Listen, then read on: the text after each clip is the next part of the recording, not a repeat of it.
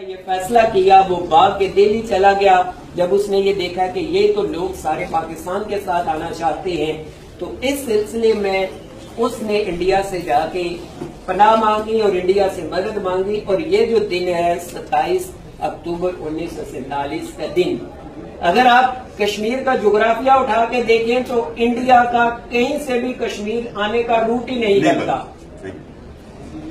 कहीं से रूट नहीं है, कोई जमीनी रास्ता नहीं है। अंग्रेजों ने प्लानिंग के तहत कुछ इलाके इंडिया को दिए ताकि उन्हें कश्मीर आने का रास्ता मिले।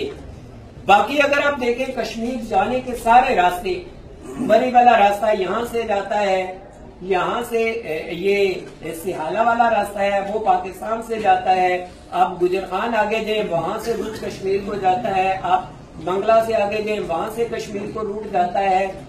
इंडिया का डायरेक्ट एक भी रूट ऐसा नहीं है जो कश्मीर में आए।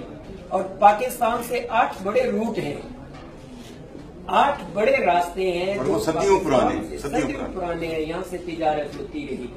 अब है कि जब महाराजा ने इंडिया के सामने, इंडिया नेहरू के सामने रोया गिड़गिड़ाया कि ये मेरा इलाका है, मेरे आबा अजदाद का है, हमने ये खरीदा हुआ है, हम इसके मालिक हैं और यहाँ बसने वाली ये कौम मेरी गुलाम है, तो इंडिया ने फिर आज के इस दिन में, क्योंकि मैदानी रास्ते नहीं थे, तो उसने जहाजों के जरिए अपनी फौजें कश्मीर में उतार दी। और कश्मीर में ओवरऑल, क्योंकि पाकिस्तान के तो वहमो गुमान में भी नहीं था कि वहां पर ये सारा कुछ होगा, तो लिहाजा इस दिन को, क्योंकि जबरी कब्जा किया गया कश्मीर के उस इलाके में, कश्मीर के उस अवाम पे जो पाकिस्तान के साथ जाना चाहती थी, तो लिहाजा हम उस दिन से आज तक हम इसको यौम स्याह के तौर पे मनाते हैं। Thank you. Thank you.